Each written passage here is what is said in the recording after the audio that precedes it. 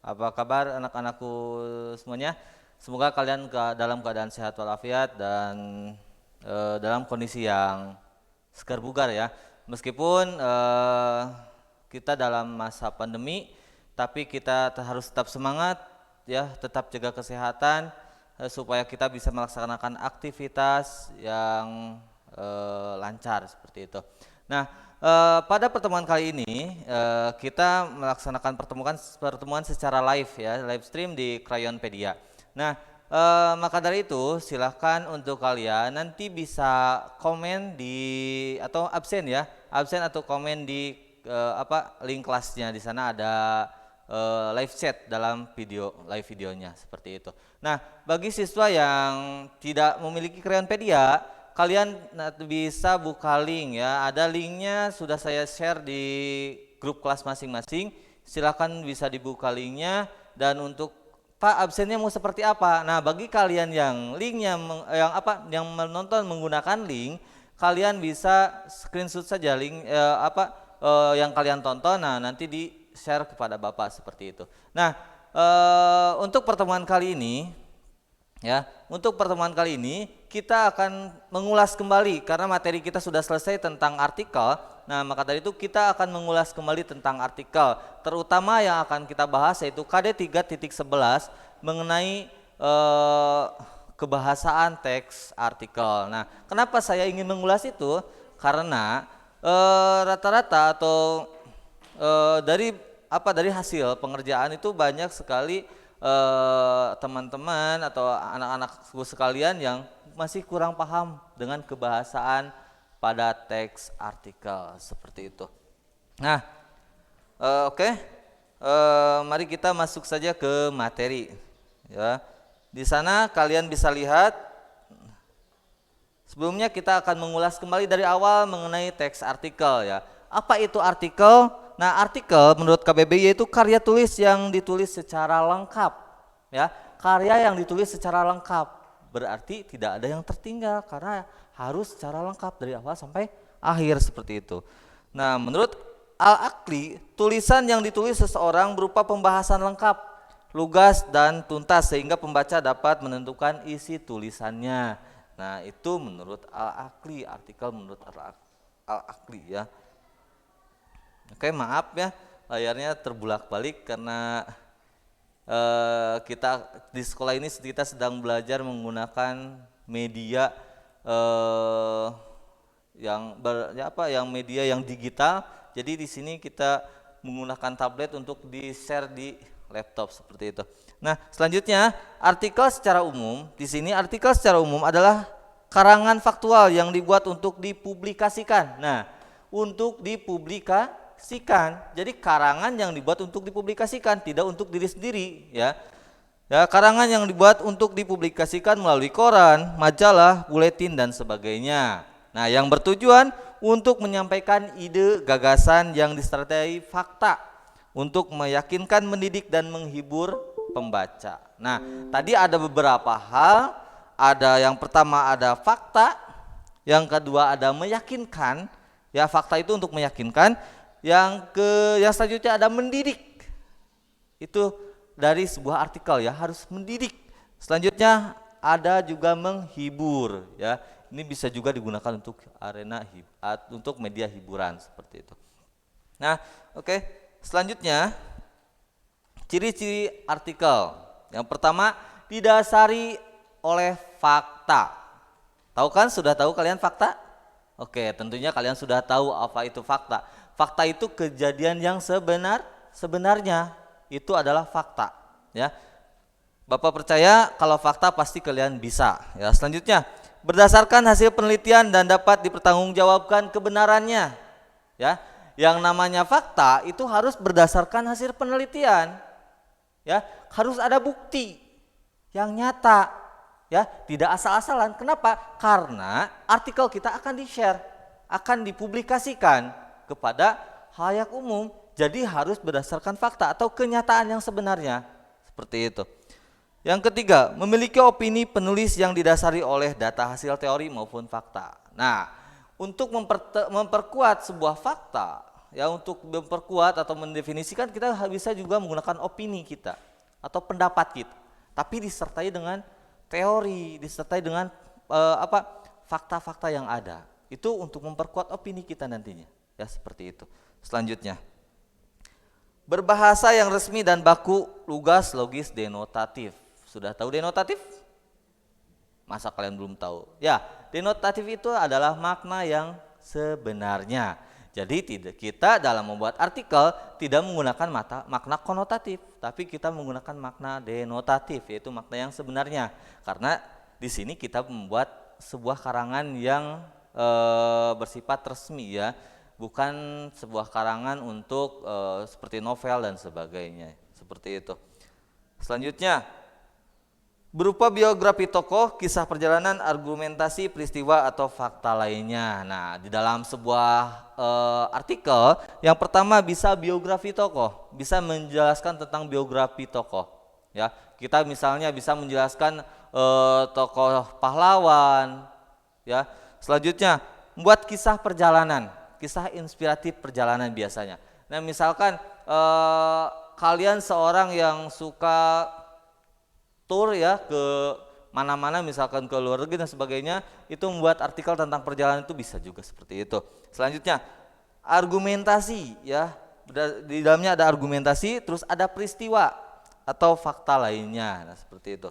Selanjutnya, topiknya disesuaikan dengan kebutuhan pembaca atau masyarakat. Nah, topiknya disesuaikan dengan pembaca atau masyarakat. Biasanya topik yang sangat enak untuk dibahas ya, topik yang sangat enak untuk dibahas itu yang trending, yang sedang beredar sekarang. Misalnya sekarang ini sedang masanya corona atau COVID-19. Nah, topiknya pun kalian bisa menggunakan topik itu ya, topik tentang COVID-19, artikel tentang itu bisa juga. Nah, seperti itu. Oke, selanjutnya. Nah, tujuan artikel. Tujuan artikel yang pertama informatif. Tahu informatif? Ya. Informatif adalah artikel yang tujuannya semata-mata untuk memberikan informasi. Itu informatif. Yang selanjutnya ada persuasif. Tahu persuasif? Ya, pasti kalian tentunya sudah tahu. Kita sudah belajar tentang persuasif itu kelas 10 kalau nggak salah, ya. Persuasif itu artikel bertujuan untuk mempengaruhi pembaca agar bisa mengikuti pola pikir kita, seperti itu. Itu persuasif. Selanjutnya, tujuan entertainment. Nah, entertain ya. Artikel yang tujuannya untuk menghibur pembaca. Ya, untuk menghiburan bagi pembaca. Selanjutnya, tujuan eksistensi. Nah, kalau eksistensi di sini sudah jelas ditulis untuk menjadikan penegasan diri. Oh, ini saya bisa menulis, atau saya itu seorang dokter. Saya menulis artikel tentang kedokteran, seperti itu. Untuk menegaskan diri, untuk memperlihatkan bahwa oh, saya mampu. Seperti itu. Inilah saya. Itu bisa. Yang selanjutnya tujuan kreatif. Ya, kalau kreatif ya sudah jelas. Yang namanya penulisan itu harus kreatif, seperti itu. Selanjutnya tujuan pemecahan masalah. Nah, ini dalam artikel kebanyakannya itu kita membahas tentang sebuah permasalahan. Nah, permasalahan itu kita harus mencari kuncinya atau cara untuk pemecahannya melalui tadi fakta dan teori yang akan digunakan untuk pemecahan masalah itu. Nah, selanjutnya jenis artikel. Yang pertama ada artikel narasi, yang kedua deskripsi, yang ketiga ada argumentasi, dan keempat ada persuasi. Nah, Bapak tidak akan membahas ini atau menjelaskan ini secara detail karena materi ini sudah dibahas pada pertemuan yang lalu ya. Kita hanya mengulas saja. Oke, selanjutnya struktur artikel. Nah, struktur artikel juga sudah dibahas kan. Nah, kebetulan kan kalian Bapak sudah menugaskan kalian untuk membuat sebuah artikel. Nah, coba kalian lihat kembali artikel kalian yang telah dibuat, apakah di sana strukturnya sudah tepat? Apakah ada pembukaannya atau sudah ada pembahasan dan sudah ada penutupnya? Ya, tentu saja mudah-mudahan sudah ya, karena materi ini sudah Bapak berikan di waktu yang telah lalu, seperti itu. Oke, selanjutnya fakta dan opini pada artikel. Nah, tadi sudah Bapak jelaskan bahwa fakta itu adalah hal yang sebenarnya. Contohnya fakta. Misalnya terjadi kecelakaan pada hari Kamis pukul 10. Nah, itu sudah jelas fakta karena ada waktu yang menjelaskan. Terus ada semua orang tua ingin anaknya sukses. Semua orang tua. Ya, kalau di sana sudah ada penjelasan semua orang tua berarti itu fakta. Karena kenapa? Karena pasti semua orang tua itu anaknya ingin sukses seperti itu. Selanjutnya, kiamat pasti terjadi. Ya, kiamat pasti terjadi. Tentunya kalau kita misalkan orang yang beragama Islam, tentunya kita akan percaya bahwa semua orang yang beragama Islam itu akan percaya kiamat itu pasti akan terjadi seperti itu. Selanjutnya, opini. Opini itu adalah pendapat seseorang. Hanya pendapat itu opini ya. Rumah itu besar sekali. Rumah itu menurut saya, belum tentu menurut orang lain seperti itu dan sebagainya. Itu fakta dan opini. Oke, selanjutnya, nah ini yang akan kita bahas lebih detail ya. Kaidah kebahasaan ya. Ada kata rujukan. Kata rujukan adalah kata yang merujuk pada kata lain dan memiliki keterkaitan. Contohnya, Bupati mendatangi kota korban banjir di Cirebon. Iya. Nah, kata iya di sana, misalnya di sini ya. Kata iya di sini itu merujuk pada bupati. Ya, kata iya di sini merujuk pada bupati. Kenapa? Karena yang mendatangi kota Cirebon itu adalah bupati. Ya, selanjutnya menyatakan akan segera mengirim sembako ke sana. Nah, ke sana itu di mana? Sana itu sudah pasti akan merujuk ke Cirebon seperti itu. Nah, ini kata rujukan ya. Selanjutnya, imbuhan. Ya, tentunya pada waktu kelas 11 kalian dulu kita sudah belajar tentang imbuhan. Bapak sudah menjelaskan di kelas tentang imbuhan ya. Imbuhan itu yang pertama ada prefik, ada infik, ada sufik dan ada konfik ya. Semuanya sudah Bapak jelaskan pada kelas 10. Apa itu prefik? Ya, prefik itu awalan. Ya, infik itu sisipan, akhiran itu sufik dan ada konfik. Ya, konfik itu awal dan akhir seperti itu. Oke, next. Oke, di sini ada konjungsi. Sebenarnya untuk materi tentang konjungsi, ya, untuk materi tentang konjungsi ini. Dari kelas 10 pun kalian sudah belajar apa itu konjungsi. Ya, konjungsi itu kata penghubung. Nah, untuk kata penghubung ini kalian harus mengerti mana yang konjungsi itu untuk kata apa atau penghubung apa ya. Misalnya seperti ini. Ada penghubung itu untuk kata dengan kata. Ya. Bapak dan anak, yaitu dua kata. Ya, ada konjungsi penghubung kalimat. Ya, itu seperti itu. Jadi untuk konjungsi di sini ada penghubung antara kata dengan kata, ada penghubung antara kalimat dengan kalimat yang disebut nantinya dengan kalimat majemuk. Nah, akan kita bahas seperti ini dalam pembahasannya. Kita akan belajar dulu dari hal terkecil dulu, ya. Ada huruf, ya. Huruf itu ada dua, ya. Ada vokal dan ada konsonan, ya. Ada huruf vokal dan konsonan. Selanjutnya dari huruf nanti akan membuat sebuah suku kata. Misalnya kata buku itu ada berapa suku kata? Mungkin kalian sudah paham. Kita hanya mengulas saja. Buku itu ada dua suku kata. Ada bu dan ku. Ya, jadi buku. Ya. Sehingga dari kosakata nantinya akan berubah menjadi kata. Nah, bedanya kosakata dengan kata di sini adalah kata itu sudah memiliki sebuah makna. Itu kata. Ya, jika tidak memiliki makna itu bukan kata. Ya, oke. Selanjutnya.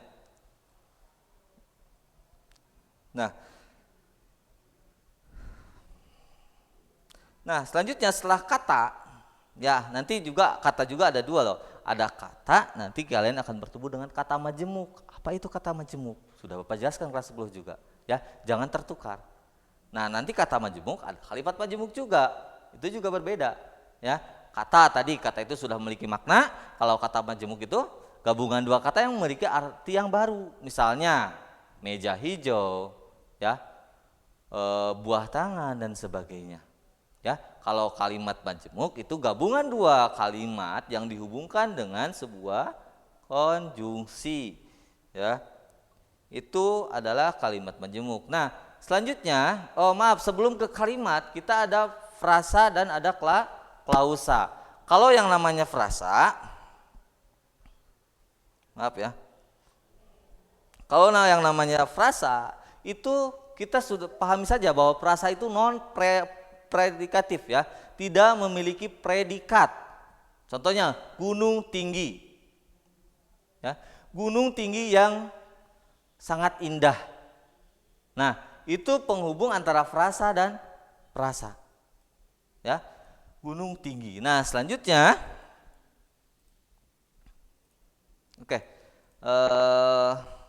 selanjutnya tadi ada frasa ya, bahwa frasa itu gabungan antara kata dengan frasa itu sebuah gabungan kalimat yang non predikatif. Kenapa di sana? Karena tidak ada sebuah kata kerja. Itu frasa. Tapi sebuah frasa itu bisa bisa menjadi sebuah kalimat tetapi tidak lengkap. Kenapa? Misalnya seperti ini. Hei kamu, ya, hei kamu memakai tanda akhir, tanda huruf ya, tanda baca akhir itu menjadi sebuah kalimat, namun kalimat tersebut tidak lengkap. Seperti itu. Oke, selanjutnya. Nah, ini sudah ya konjungsi antar kalimat. Next. Ada kelompok kata atau frasa. Tadi sudah ya, frasa itu ada gunung tinggi, itu frasa karena tidak berpredikatif ya. Terus yang selanjutnya ada klausa ya. Kalau klausa itu sudah berpredikat, sudah memiliki predikat ya. Maaf, di sini tidak dituliskan. Nah, kata klausa ini sudah memiliki predikat atau bisa juga kita sebut predikatif ya, karena di dalam sebuah frasa sudah ada klausa sudah ada kata kerja di sana. Nah, di sini konjungsi yang untuk menjadikan kalimat tersebut kalimat yang majemuk itu bisa menggunakan antara klausa dan klausa, karena kalimat klausa ini sudah bisa disebut kalimat karena sudah memiliki sebuah predikat ya. Klausa dan klausa digabungkan oleh sebuah konjungsi, nah itulah kalimat majemuk seperti itu. Nah, selanjutnya dalam kata ada juga kata baku ya. Mungkin kalian juga sudah tahu apa itu kata baku ya. Yang namanya kata baku ya kata yang sudah masuk dalam KBB, itu Kamus Besar Bahasa Indonesia ya. Dalam kata baku tidak ada yang namanya lo, gua ya, atau n itu ya, gak ada lo, gua. Nah, dalam kata baku nanti kita waktu lalu itu sudah menjelaskan juga bahwa di dalam bagaimana sih kata itu bisa masuk, karena ada kata sisipan tadi, nantinya akan merujuk ke sana. Ada kata sisipan. Kata sisipan itu kata yang diambil dari kata yang diambil dari, bukan kata sisipan ya, kata yang diambil ya, kata yang diambil dari bahasa asing. Kenapa? Karena teknologi yang maju, kita juga harus menyeimbangi kata atau mendarai kata dalam bahasa Indonesia agar lebih banyak lagi. Karena kenapa? Nanti ada berbagai alat yang masuk dan itu pun harus kita bagaimana bahasa tersebut akan berubah dalam bahasa Indonesia seperti itu. Nah, tadinya nanti ada huruf ya, ada tanda baca dan sebagainya. Nah, ini sebenarnya dasar sekali ya bagaimana penggunaan huruf kapital. Tentunya kalian sudah tahu lah ini untuk huruf kapital ini, karena huruf kapital ini kan digunakan bisa untuk awal kalimat, bisa untuk nama orang, bisa untuk nama negara atau nama kota ya, atau bulan juga bisa menggunakan huruf kapital seperti itu. Nah, oke, pertemuan dari saya dicukupkan sekian. Mohon maaf apabila banyak sekali kesalahannya. Untuk artikelnya, karena kita tadi sudah melihat pembahasannya, silahkan buka lagi artikel yang telah kalian buat. Kalau nanti ada kesalahan dalam artikel yang telah kalian buat, silahkan diedit kembali sebelum nanti dikirimkan kepada Bapak untuk dinilai. Oke, dari saya mungkin cukup sekian. Saya ingin mengingatkan kembali kepada kalian, ingat pesan ibu ya. Ingat pesan mama atau ibu ya, ibu saja. Oke, ingat pesan ibu. Apa pesan ibu? Oke, tetap memakai masker, mencuci tangan dan menjaga jarak ya. Ingat, patuhi protokol tersebut agar kita bisa terhindar dari corona dan kita semua bisa kembali tatap muka seperti biasa. Karena saya kangen dengan kalian ya, kangen bertemu dengan anak-anakku yang baik-baik. Oke, terima kasih. Mohon maaf apabila banyak sekali kesalahan. Wabillahi taufiq wal hidayah. Wassalamualaikum warahmatullahi wabarakatuh.